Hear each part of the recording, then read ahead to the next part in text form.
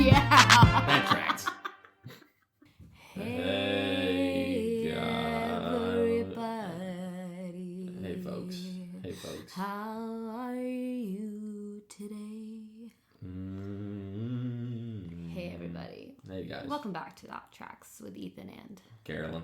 You know, a lot of days we come into the studio bright-eyed, bushy-tailed, showered, caffeinated, well-rested. Well, one of us does. Yeah. Well, okay. You didn't have to say that. You didn't have to add that part. And sometimes we come to you after a night on the town. You know, we're just two girls living in New York. Period. We can't help it. Yeah, Sometimes you gotta live large on a Thursday. It's a New York summer. It is New York summer. And as you can tell from the video, from the sound of our voice, we're a little low-key today. Yeah. We both got the black sunnies. We're keeping it kind of chill. We got the funky shirts on. T-shirt. I got that hair in a messy bun. Same, but I'm just wearing a hat. I'll give you that hidden. Eythen, on a scale of 1 to 10, how hungover are you? Like a 7. Oh, wow, yeah. Yeah. Definitely not the most hungover, but, you know, definitely not hungover. I'll tell you that. I'll tell you that. And you, Carolyn? Well, I had 2 drinks. Yeah. And at my old age, that puts me at like a 4.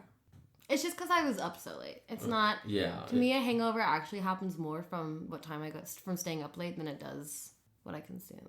Now, see, I'm the opposite. Stay up till 4, but if you only had 4 drinks, oh yeah, you're fine. Oh, 100%. Yeah. Yeah, you're not a sleep princess the way I am. Yeah, no, I don't need a lot of sleep, honestly. Eythen, what'd you get up to last night that left you in this state?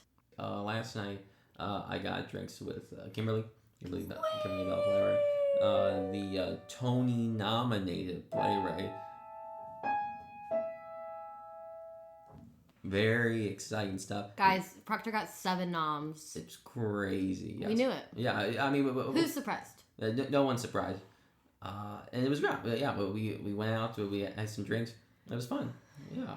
You got home at? 3 a.m. And then also, I did Grubhub Taco Bell. You woke up to the charge on your credit card and you're like, oh, that's what I did. Yeah, I woke up and I was like, well, why is there a cheesy gordita crunch right here? You didn't eat it? Oh, no, I it was just the wrapper. The evidence. Yeah, exactly. And I recall that I was like, I'll get it now, and by the time I get there, I'm sure we'll meet up. Yeah. The train was late, so he calls like, hey, are you here? I'm like, no, just leave it on the doorstep. Leave it outside. And you said a prayer that... Yeah. No raccoon? No racking? Yeah, I was worried. But I saw it there, and I cried tears of joy. Like, oh my God. My quesadilla, my cheesy gordita crunch, my nacho fries. Wow. Nacho fries. That's the Eythen lineup? There's more, but I'm going to leave it there. Baja Blast? Not this time. Because I get it melted. So true. Yeah, so yeah. True. Yeah, I won't tell listeners my whole order because they'll be like, damn. Because of God. Taco Bell, if you want us to sponsor us. Oh, God. Taco Bell sponsors it. Guys, tough time to say. I don't fuck with Taco Bell like that. Well, Taco Bell, I'm going to cut that, so don't worry. I can be a solo sponsor with that one. Eythen. Noah's Taco Bell haul on his Instagram put us back like 4 months into getting together. I got the ick so hard from it. I was like, you greasy little sauce on the corner of your mouth, motherfucker.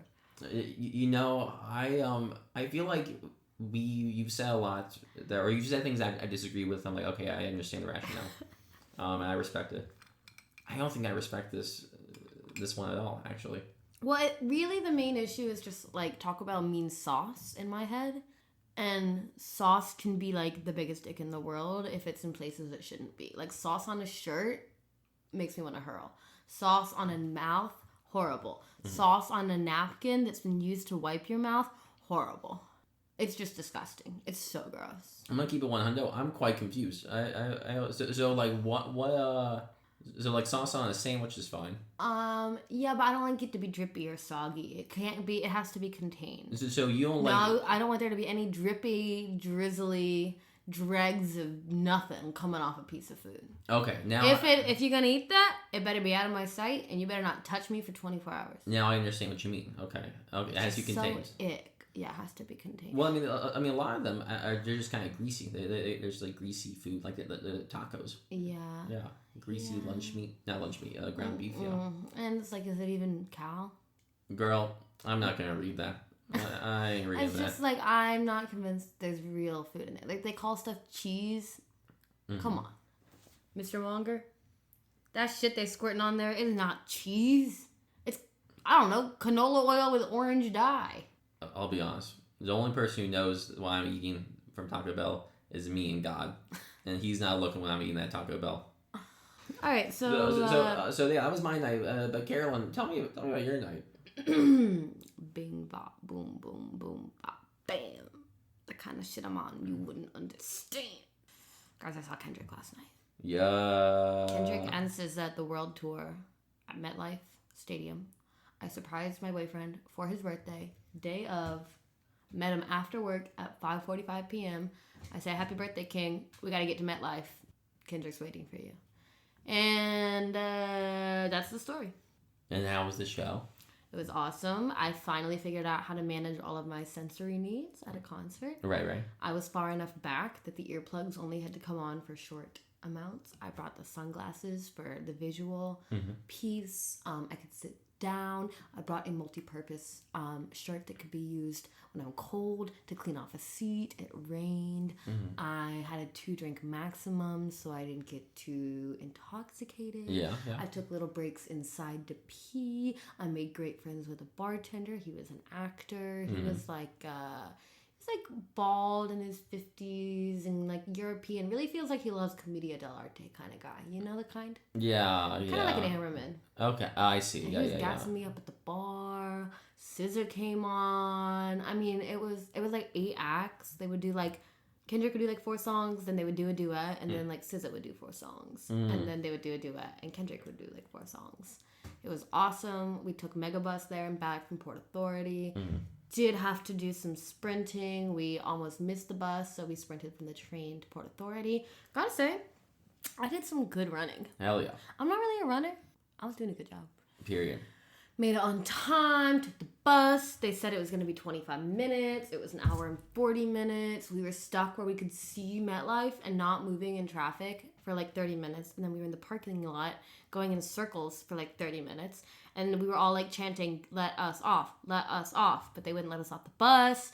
They finally let us off the bus. I ran like my life depended on it because King Kunta was 3rd in the set list. And I was there for the love of my boyfriend. I was there for King Kunta. And he only played like a third of it. But I was there for King Kunta. And what do you know? We sprinted, stairs, corners, dodging, weaving, sat down. I got a bone to pick. And then I got home. Went to bed at 1:30. You know, had to sleep off those 2 drinks till noon, gotta be honest. Real Caro XCX core, my friend said. Yeah, and I had 5 drinks, and I left work at 8:30. What can I say? Built different. It also helps that I'm drinking this non-alcoholic beverage here.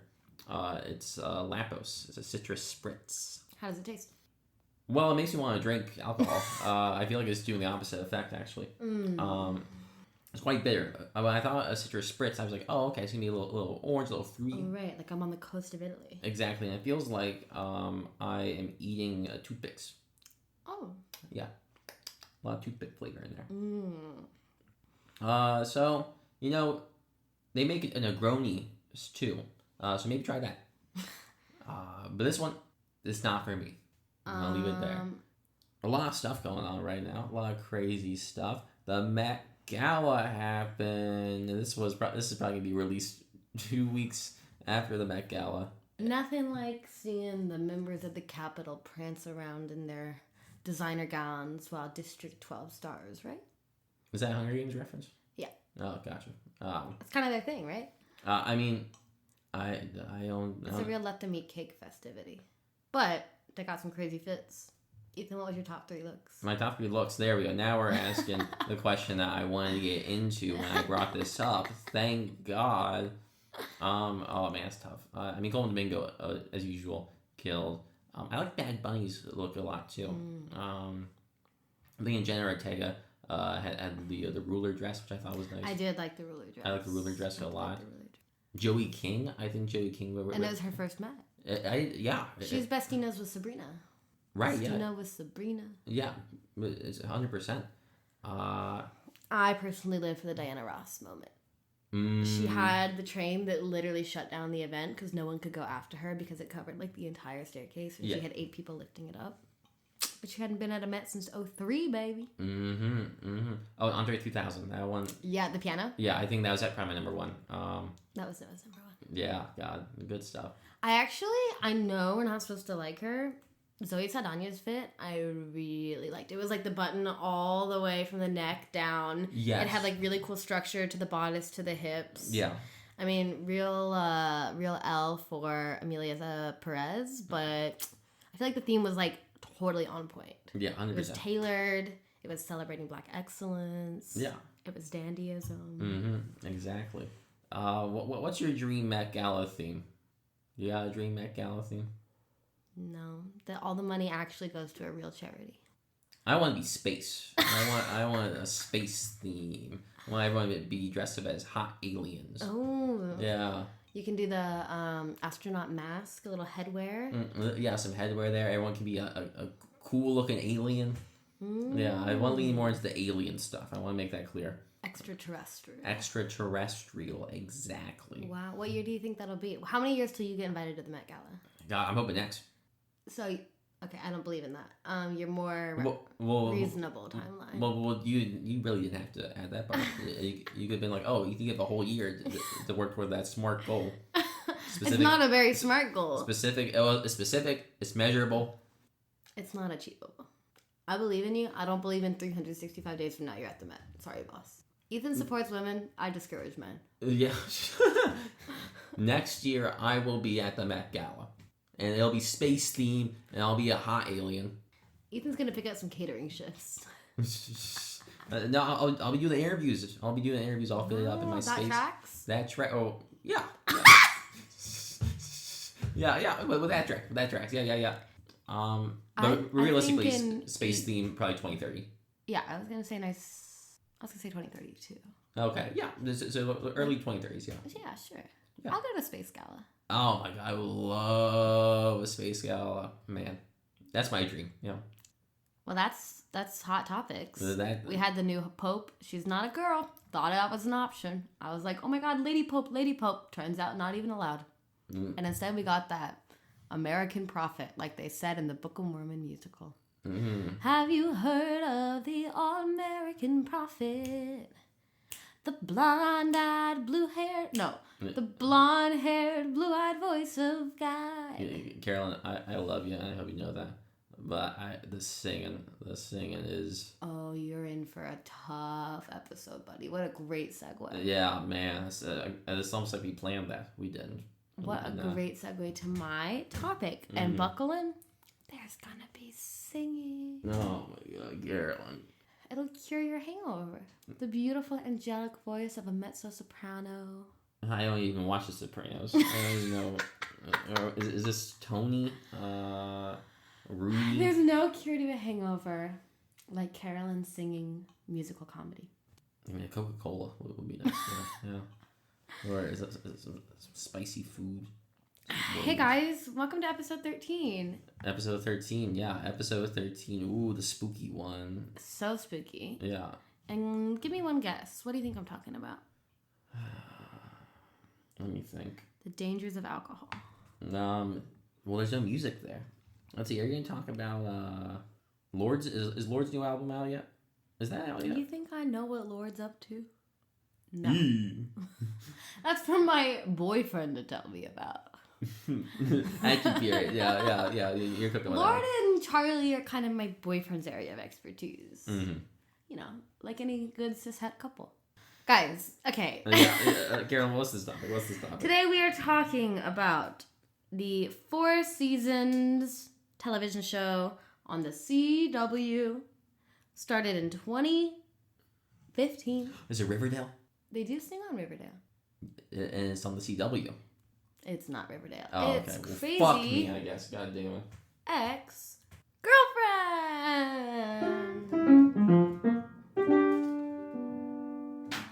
Now, I'll be honest. I've heard the name of the show. No idea. Know nothing about it. Know no one who's in the show. I can't wait to tell you. Buckle in. I'm locked in already. Okay, here's the overview. Mm-hmm. I'm gonna give you some central themes before we get into anything else, so you kind of know what land you're in. Okay. Okay. It's a comedy television show that explores mental illness, kind of female sexuality, and themes of like parenting and the effects of parenting on human beings. The general premise is a high-powered lawyer in New York. Her name is Rebecca Bunch. Okay. She went to Yale and Harvard. She's very successful. She's really centered her career. Is this the crazy ex-girlfriend? Why don't you have a little patience? Okay, for sure. She's been grinding in New York. She gets offered a promotion. She freaks out and panics and like flees outside. And she's like outside of her office building in New York, like trying to talk herself out of this crash out. And she sees someone walking by that she recognizes. And it is her boyfriend from summer camp from like 3 weeks. They were together like 3 weeks when she was 16 at summer camp, Josh Chan. And she runs into him and they have a little moment of conversation. And he's like, I'm actually moving back home to California, West Covina. Like 3 hours from LA, 5 in traffic. And she's like, wow, are you happy there? He's like, yeah, it's the most magical place. And he's like, all right, well, I gotta go. See you around, Bunch. And she's like, oh my God, what if I quit this job, packed up my whole life, and moved to California to pursue happiness, and just so happened to move to the town that my ex-boyfriend's from, but that's not why I'm going. Wouldn't that be such a fun idea? Cue the intro song. I'm like, she's the crazy ex-girlfriend. She's the crazy ex-girlfriend. And so the show is about, you know, this woman who, like I said, moves to the hometown of her ex-boyfriend, not to get back together with him. And they use a device of musical comedy as sort of like a way to show what her imagination is thinking. She deals with a lot of unnamed like mental health struggles. She has like obsessions, and she has delusions, and she has anxiety, and we kind of talk about how her parents have led her there and how her pressure on herself and her career. And so every episode is like some morbidly cringe situation that we are being pointed to laugh at Rebecca Bunch doing something, quote, crazy, as in the title. Could you give me an example? Yes. So like an example is she moves to this town. She meets one of Josh's friends, a bartender. She starts kind of hooking up with him. Time goes on. She's like in a love triangle. And so she has this imaginary circumstance of both men coming to her apartment and having a confrontation via the song We Tap That Ass All Over This House. And it's a tap number inspired by a song from Singing in the Rain. What's it called? Moses Supposes. You know that song? Yeah. It's inspired by that. It's these two guys who she's been hooking up with having a tap dance around her house. Like, I banged her here, I banged her there, and over here, and on that chair. We tap this ass all over the house, and then they tap, tap, tap, tap, tap, tap, tap. And it's like such a departure from reality. And they use this, like, it really is a morbid cringe device to kind of go into the la la land of what a, quote, crazy woman can think about. And so it's commentary on, like, the expectations of women, how we really label their actions without looking at what's going on underneath. And it goes on for 4 seasons. So as it goes on... This is 4 seasons of this? Yeah, and it got Emmys. It won Emmys. It won Critics' Choice. It won a Golden Globe. And also, apparently, it's like known as one of the lowest rating shows that lasted this long. People weren't really watching. Yeah. But those who were loved it. And it got a lot of praise for bringing like conversation around mental health stigma. In season 3, she finally gets a diagnosis, and kind of everything's been leading up to that. And so there's this guy who has a girlfriend, and she's doing all of these like sneak into someone's house and plant something so that he will break up with her. And like she gets a job at this very small law firm. She was working at a very prestigious New York law firm. She gets hired at this tiny little firm, and she doesn't want anyone to know that she moved here because of Josh Chan, which she didn't. He just happens to live there. There's like a white guy who's 1/16th Chippewa who runs the office, David, like Whitefeather. There's a paralegal, Donna, who has 2 shit kids and hates her husband and gets like very obsessed with the drama of Rebecca's life. There's like a Gen Z neighbor girl who lives with her parents. There's, there's the girlfriend that Josh is currently dating. But what I really like about the show is simply these musical comedy songs. So yeah, let's get into that. Are these based off the last example of Tap That Ass? Are these all parodies or are the original songs? Most of them are. I would say parody is a loose term. Like for example, one of them is very Beyonce Lemonade inspired, but kind of drawing on the entire album as opposed to like one song. They're more pastiche. Yes, yes. And some of them are like very, very clear. Like there's a Music Man, We've Got Trouble song that's like very, very clear. There's an Ed Sheeran one that's Thinking Out Loud almost to a T. Oh, yeah. They change, like, you know, it's not, they change melodies and stuff because they don't get the rights to actually. Yeah, Ed Sheeran is going to be like, nah, I'm good. So I thought I could give you some of the highlights, some of my favorite songs from this show. Now, are we singing these examples or are we listening? I think I'll give you the title and an explanation, and if I feel moved to add a little melody, God forbid. God forbid. Please forbid it. Yeah. All right, hit me with some of these songs. Oh, okay. God's not forbidding this at all. First Penis I Saw. First Penis I Saw. To the tune of ABBA's Mamma Mia. The paralegal is at a grocery store and runs into like the first guy she hooked up with in high school. This is Main the Bunch. No, this is Donna, the paralegal, with the shit husband and shit. Oh, gotcha, okay. She runs into this guy at like a grocery store and cue a fantastical. Most segments are like imagined. Most musical songs don't really happen in reality, and I've talked about this a little bit of like I like when shows are. There's some explanation for why they're singing. Why they're singing, yeah. I feel like that's the hang up for a lot of people with musical theater, and I really like. I think it's very smart when the creators. From the jump, give us a structural reason, a rule of the world that explains why people are singing. Right. For this one, it's for what's going on in their imaginations. Very first penis I saw goes, first penis, very first penis, first okay, penis. That makes sense. Very first penis I saw, yeah, you know, it's Mamma Mia. Yeah. A couple times before, I felt it through his pants and just gently sort of rubbed it. This is on the CW? Yeah. That's not allowed. You can put anything on the CW is what this show taught me. Yeah, oh my god. Rub it on someone's penis? That's not allowed.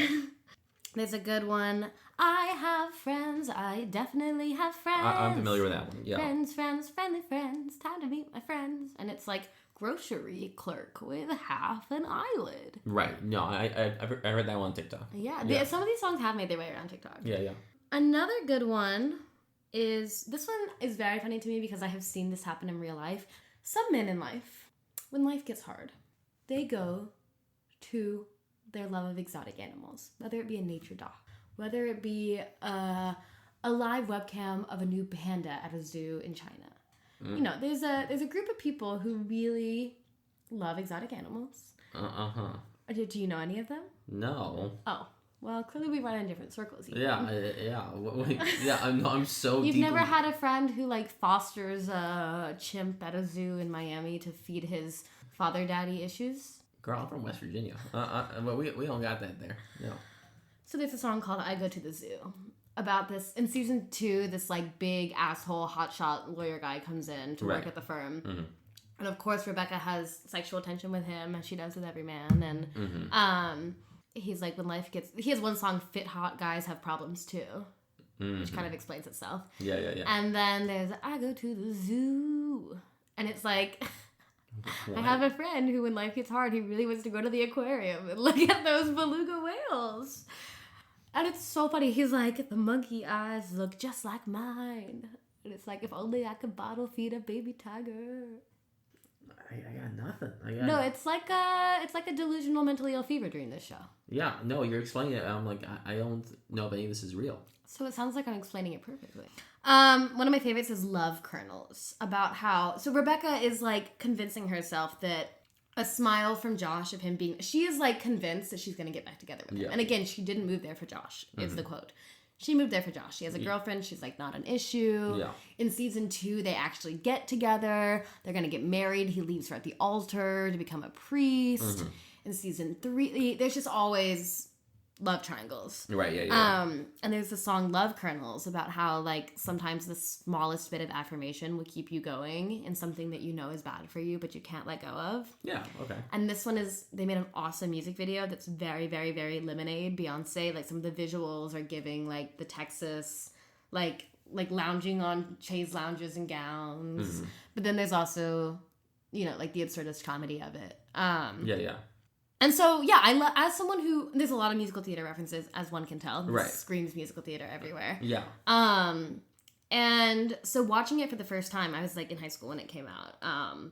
First of all, it's just cool to see a show kind of centered on mental illness, and especially, like, the societal expectations of it. Even the title, Crazy Ex-Girlfriend. Yeah.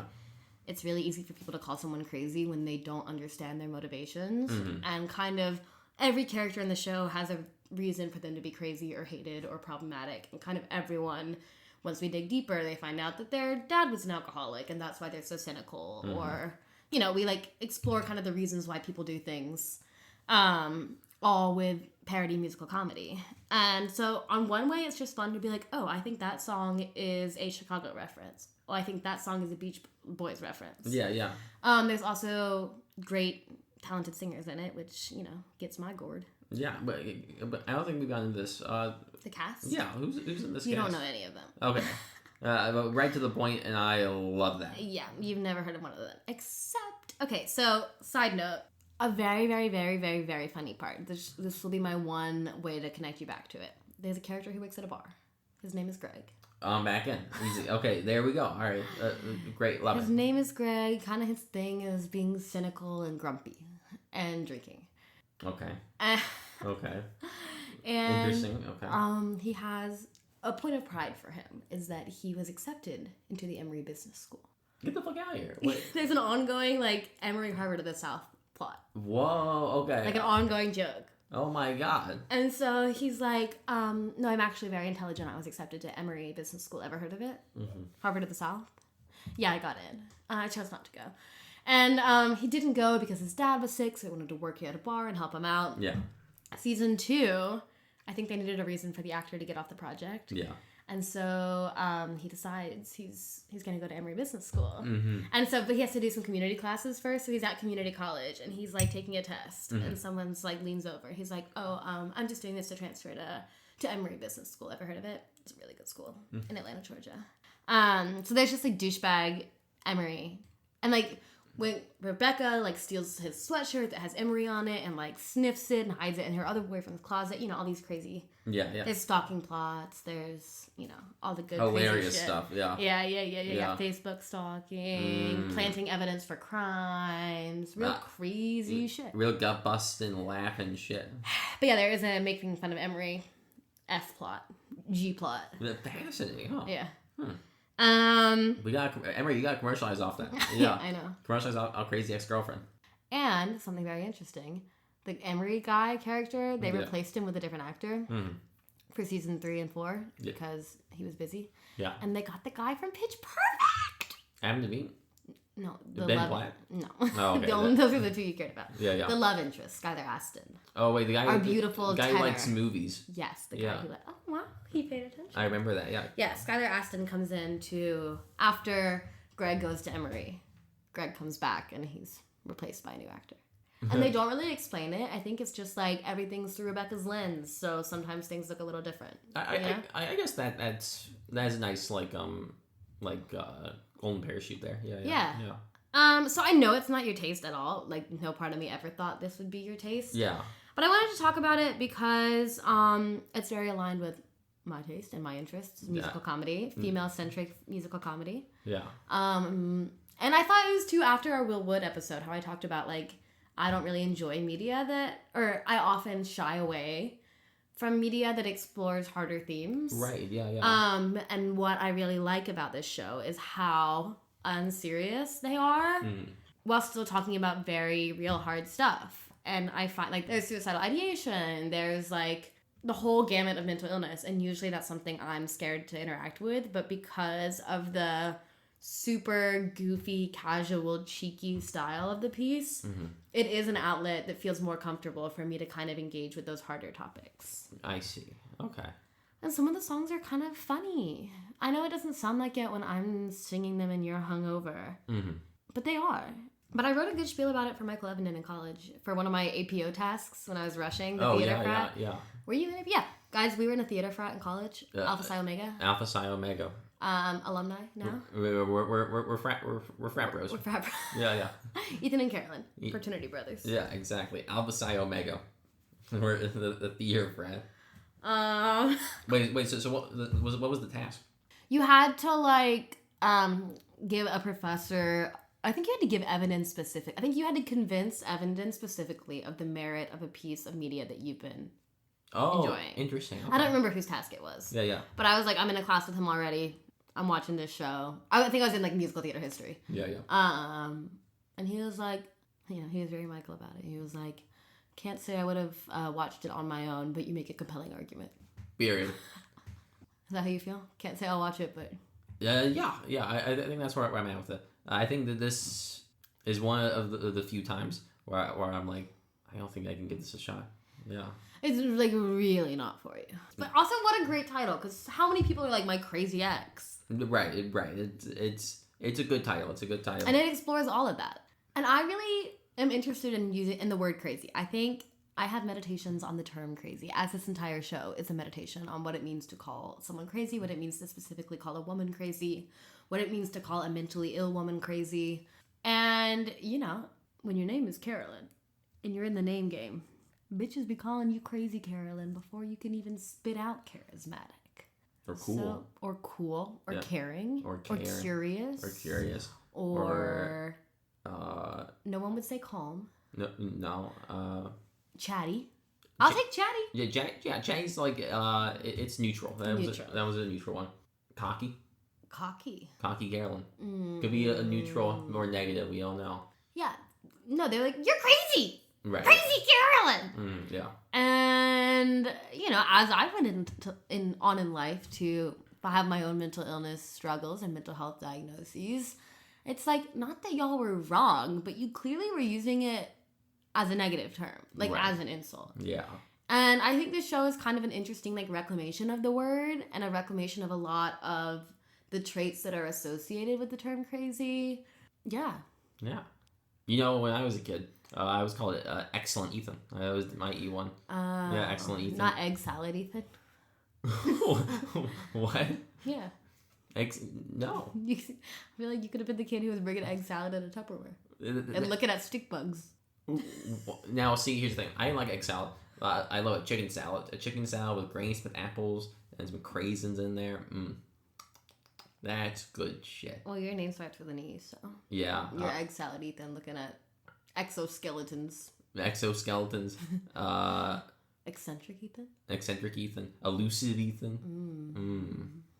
Energetic, well... Yeah, excrement Eythen. Just, I'm the shit.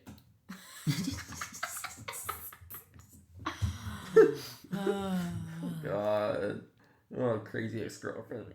Well, actually, crazy. Maybe a cool segue. Cool, Carolyn. Do you know what else starts with C? What? Cheese. It's cheese time. Cheese time.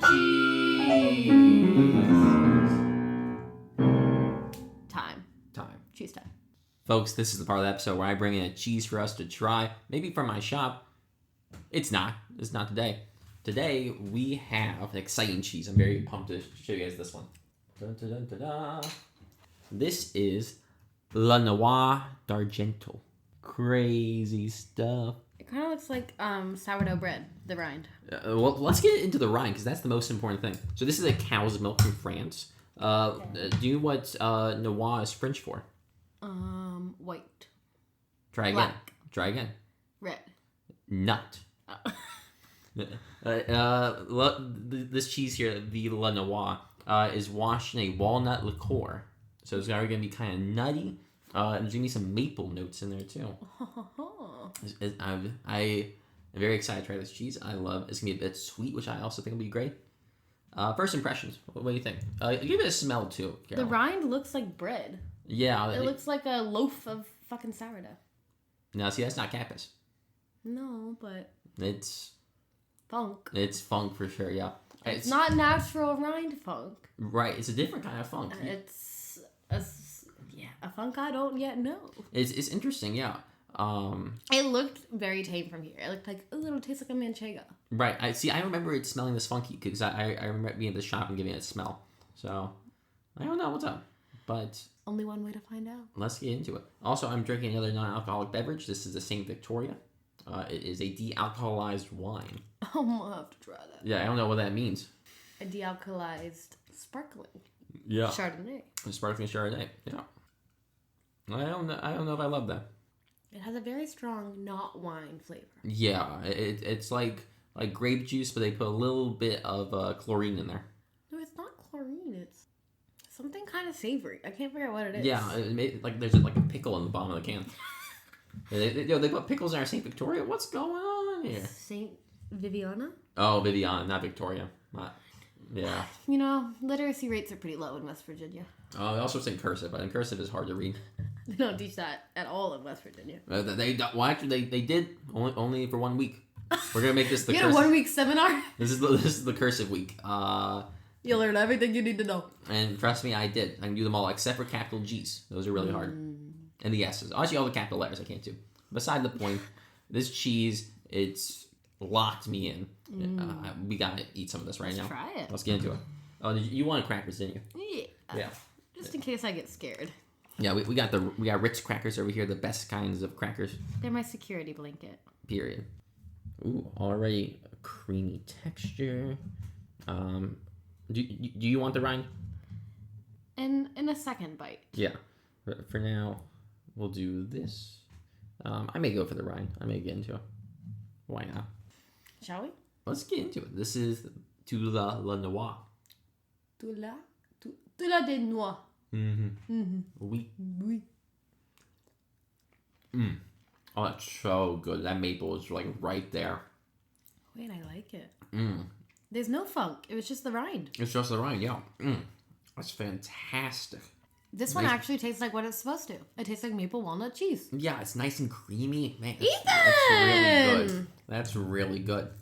I gotta get a little more. I gotta get a little more since we're here. Oh my god, it's like Christmassy. It's very Christmassy. Yeah, this is a good Christmas cheese. This is a great Christmas cheese. Yeah, we gotta get wheels for Christmas. I feel like I'm in a red dress about to sing a Christmas song at a cabaret. I feel like I'm going to Narnia. Is your Turkish delight? Yeah, exactly. This is my Turkish delight. Wait, that's really good. Yeah.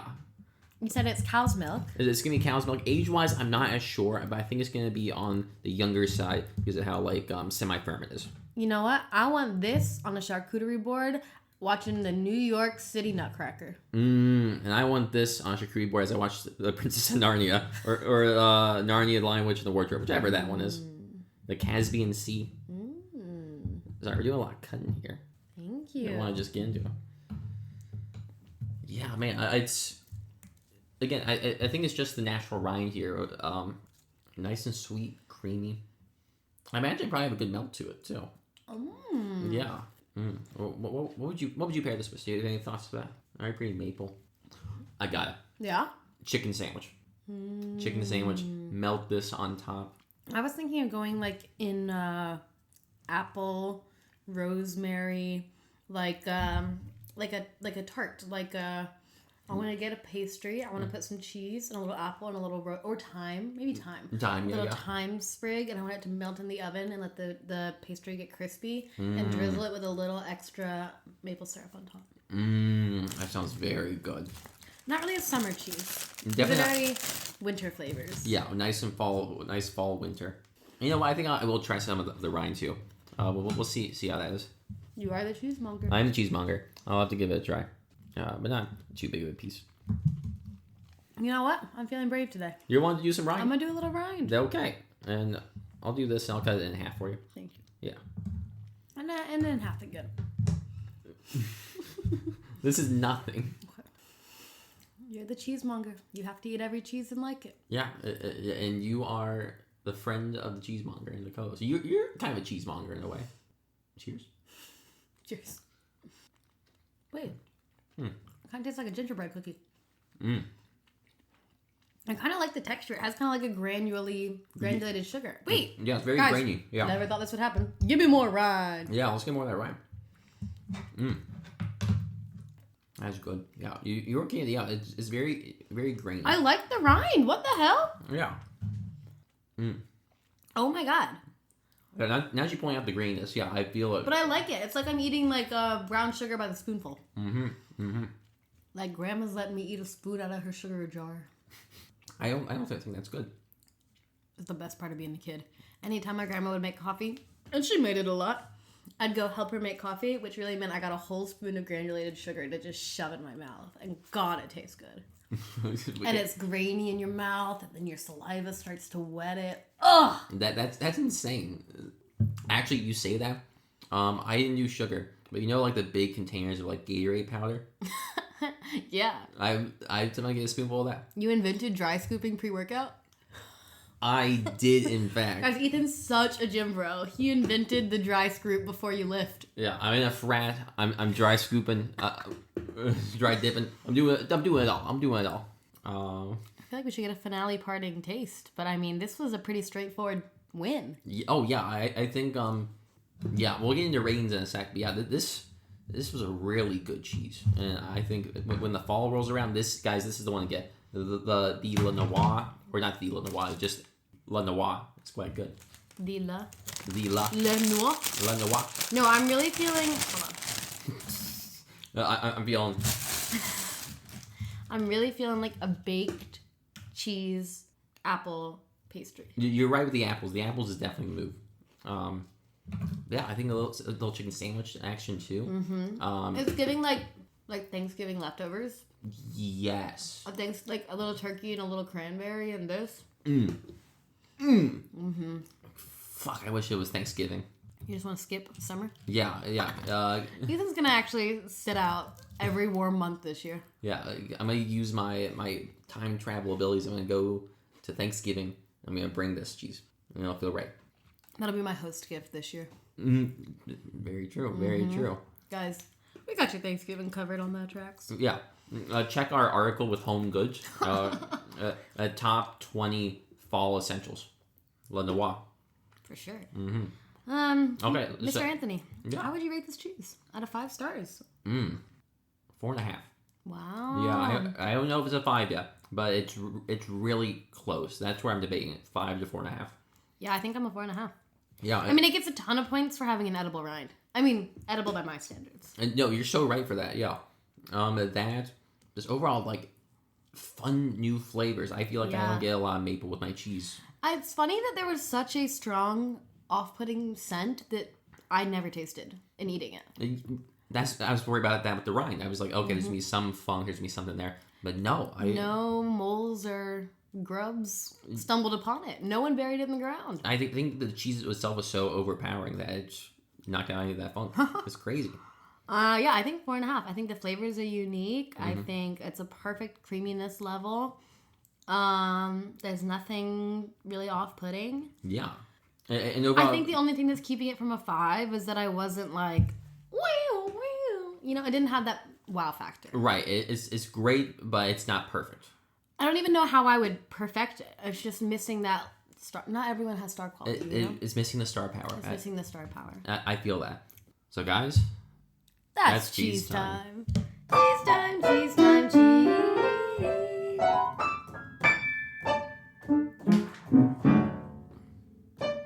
Cheese time. Wow, that was a crazy cheese. That was some cool shit. I was just glad you fortune shined upon me. You know, that's what I'm here for. I'm kind of a mischievous character, you know? Yeah. Yeah, I know. I'll throw random stuff out there. Speaking of throwing random stuff out there, segue into my cool topic. So, guys, Ethan's mom gave him the note that he should pick, a little bit more relevant pieces of media. The niche is great, but that we're looking at the standard degrees of what is it called? Standard deviation? Ethan tends to hang out in that outer 0.001%. Yeah, which is a good note. And that's first off, my mom's listening, which I love. Thank you for listening. Shout out, Frankie. Shout out my mom. Shout out my mom. Hey, Jen. Shout out, Jen. Hey, Jen. Hey, Frankie. Yo. Which, great note, and I was going to try to do that this episode.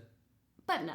But I kind of got busy with stuff, so I'm going to a fan favorite thing of mine. A little MTV show called Parental Control. Is it about nannying? No. Is it about parenting? Kind of. Is it wife swap? Kind of ish. Really? Well, let's give a situation. Let's say you have a kid. Okay. And they're dating someone who's the worst. Okay. How old is my kid? I think they're like 19, 20. Okay. Yeah. They're dating someone who's the worst. Okay. And you're like, that's it. I want this person out of here. So you host a series of interviews to find someone who could be a suitable replacement for. So I'm trying to arrange a marriage. Arrange a new relationship. Love it. You love it. Love it. So And I'm trying to find suitors for my child. Yeah. And the best part, you are watching your kid go on these dates with the partner you don't like.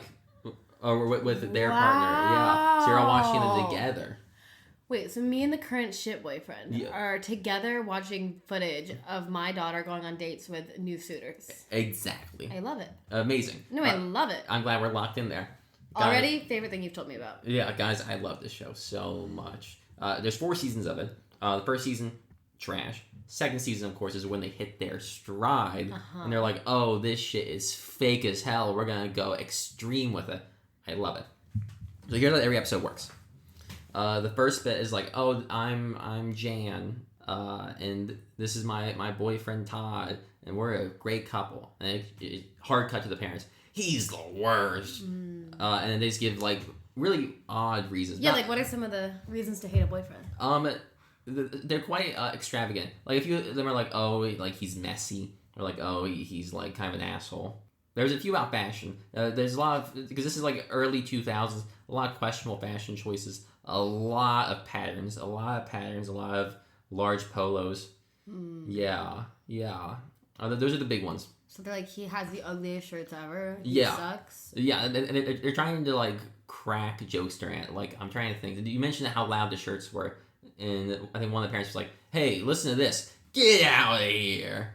And then intro. Then we learn about the show. Then we get more about like, oh, here are the parents. Here's what they do, and here's what we want for the kid. All that. All very like low stakes. Then here's the best part. They host the interviews, where they get a bunch of guys and like, okay, why would you be a good partner? That casting just sourced with a LA casting call. Yeah, basically, yeah, it's exactly that, and it's interesting. Yeah, it's fun to watch like and be like, okay, who is for sure being the one picked, and who is here just for comedic relief? Because there are some real characters here. I'm just thinking, there's one episode that I love, that the dad is a retired police officer, and I forget what the mom does, and him and her daughter's boyfriend, really bad vibes. That's the weird thing. I'm jumping all over the place, but that's basically what the show is. You're just jumping all over the place. It's just weird energy having the parents there with the partner. With the kid not there. Yeah, and you're sort of like, they do banter, and like they crack jokes at each other. They like riff off each other. So sometimes it looks like they kind of like each other. Yeah, and you kind of have to wonder, like, why are you replacing him? Yeah, like, who's at fault here? Is it them or is it the kid? Yeah, who is it? Yeah. I have a couple questions. Yeah, I'm so ready for questions. Is it only ever hetero parents and hetero kids? I knew that one was coming. Guys, this is MTV. In what year? Like early 2000s. So straight. There was one episode. There's one episode I know for certain that is a lesbian couple. Is everyone white? No. What? Yeah. A whole variety. Yeah. And also, mind you, it's not just the parents looking for new partners for their kid. The kids sometimes are trying to get a new stepdad. There was an episode of that. Yeah. Wow. Yeah. Oh my god, that one was a weird one. Because the other thing, and then I'll answer more questions. The dates these couples go on, don't know if they're really dates. The best example is that they went on a date to go like down a big slide that was in the middle of like a desert, basically. Cool. And they do this for like 30 minutes, and then the guy's like, hey, you want to come to my truck? And they eat corn dogs. production arranged this, or this was like, hey, I got a great idea. I wonder if when you Oh, apply, it's 100% production. Yeah. I wonder if when you apply, you have to give a date idea of like, I'll take her to Nebraska and we'll eat a cheese curd. And... I mean, they have to do something like that. Is it all based in the same city? A lot of it's gonna be in California. Yeah. Yeah, they shoot in LA. Yeah. Another date that comes to mind is they just threw fruit off the top of a stadium. Wow. Okay. Question about tone.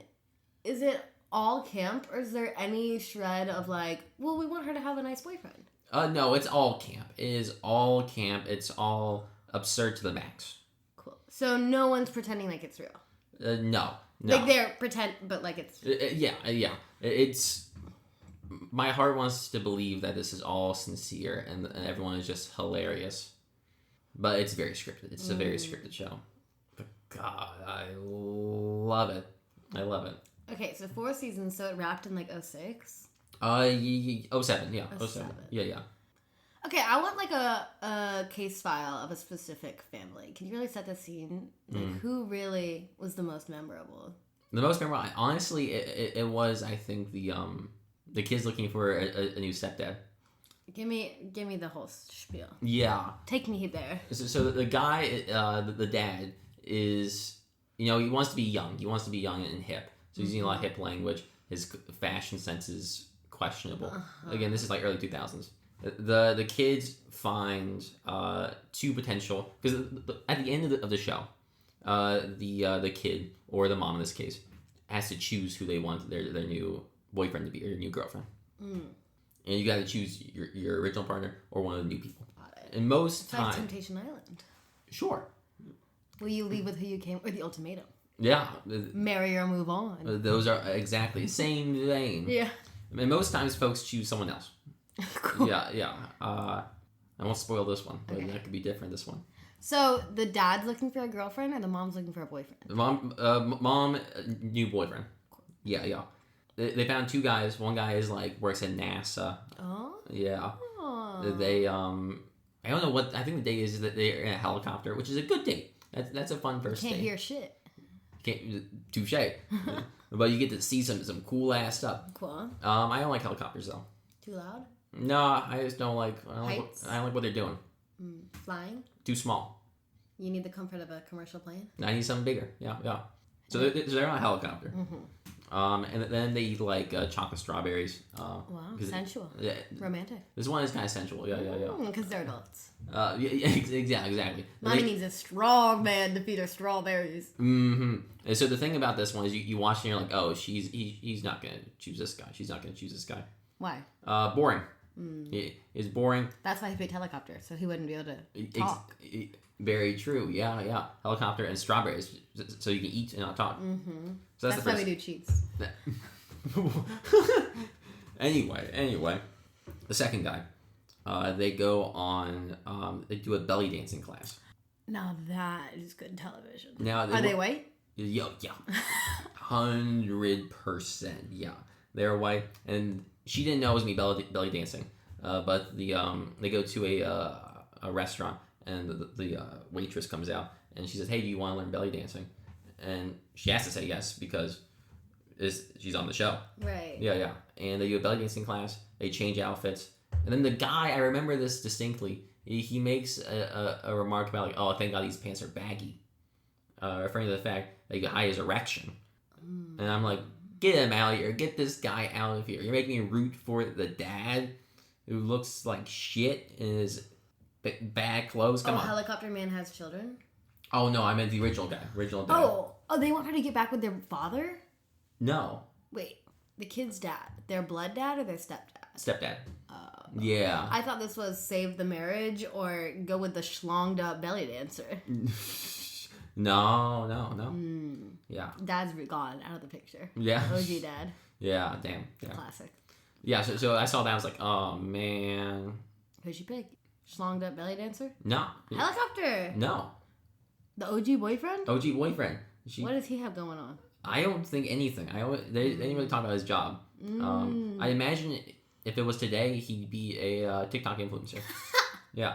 Not the dad influencer. The dad influencer, yeah. Well, really my takeaway is that I want to go to a belly dancing class with you and film it. My takeaway is I'm not gonna do that. I mean, for the views. I think we're gonna lose viewers if I'm in a belly dancing class. They have to see you low rise with the dangling charms. No. Moving them hips. I can't move my hips. That's why you need a class. Can you know how to belly dance? I could fake it. That's a no. Do you have any other questions about parental control? So, if that tracks, once we have our endless budget and we're a full multimedia production company, we're to remount parental control. Yeah. How would you give that Eythen twist? That's a good question. How would you make it your own? Or is it no notes ready to go? A lot of it is, I'm going to say, is no notes. It's 80% there. I think my only note is just amp it up. Amp it up more. I think the ridiculousness of it? Yeah, I want wilder dates. I want this slide date to look like nothing. I want wacky shit. So you really want... I wanted to emphasize the camp. Yeah, I wanted... At this, can we break the fourth wall? Yeah, at this point, I wanted to be like, okay, we know it's fake. And we're just going to have some fun. I want them to have more fun. That's my note. Have more fun. Eythen Anthony, City Council, 2028. Have more fun. Have more fun. Yeah. And I stand by that. Eythen, this might be the one that took the least convincing. I'm down. The first time you gave the one sentence log line, I was in. Yeah, no, What's it streaming on, dog? YouTube, MTV Archive. That's where you got the good. That's where you also watch Silent Library. Shout out there. Yeah. So, folks, watch Parental Control. Watch Crazy Ex-Girlfriend. Sure. MTV, if you want to reach out to us, we're really promoting your all's work. I mean, I even talked about Are You the One? Very true. So if you want us to maybe host something, maybe put us on an MTV show. Right. Yeah. Our business email is in the bio. Exactly. What is it? Info at THAT TRACKZ? No, just that.tracks at gmail.com. That.tracks@gmail.com. Guys, we're really looking to land a network gig. Yeah, we're episode 13. Please let us quit our day jobs. Just kidding. Love you, Dude. Love you, Nate. We're episode 13. I think now is the time for us to have our own talk show. I mean, Call Her Daddy only took 4 episodes to land their Barstool deal. Oh, really? I don't know if I really want to work for Barstool. I was not agreeing with that. But yeah, they had a 4-episode promo shot out of their apartment. Mr. Portnoy. Mr. Portnoy. Get us on Dropout TV. That could be the move. CW. Bring back Riverdale. CW, you lost me as a viewer after you canceled Riverdale. What the fuck is up with that? I was Riverdale's biggest fan, and you canceled that shit. What are we doing? I feel like we could land on Lifetime, too. I mean, if they have Riverdale on Lifetime, maybe. Food Network. Yeah. Give us a cooking show. Yeah, what? Adult Swim? Oh, yeah, easy. Yeah, easy. Get us on there. Comedy Central. Could have done it yesterday. Yeah. And Tubi. Tubi, we know you're looking to expand. Yeah. New Tubi original? Yeah, Tubi. Wait. Yeah. Wait. Get us on your next Tubi original. What would our show be called? That Tracks. Oh, okay. So just keeping the podcast name. Maybe it's like looking at the making of That Tracks, and then our eccentric adventures. Like eccentric adventures. Yeah, like that's our name. Eccentric adventures. Yeah. That's a mouthful. That's what I can't even say it. Eccentric adventures. Eccentric adventures. Yeah. Kind of cool. And it's just like it's me trying to find cheese in time, and I have to scour across. It's like, sorry, I'm at a belly dancing class. Yeah, exactly. Yeah. Yeah. So like the bear, except the podcast. And we wear embroidered cheese time bibs, and we never take them off. We're always walking around. We'll have to talk about that one. It's some costuming disagreement. Yeah, I'll wear a jacket with a patch on it, a cheese time patch. And I'm just gonna kind of do the bikini everywhere I go thing. I think it'll really get some viewers. Sex sells, ladies and gents.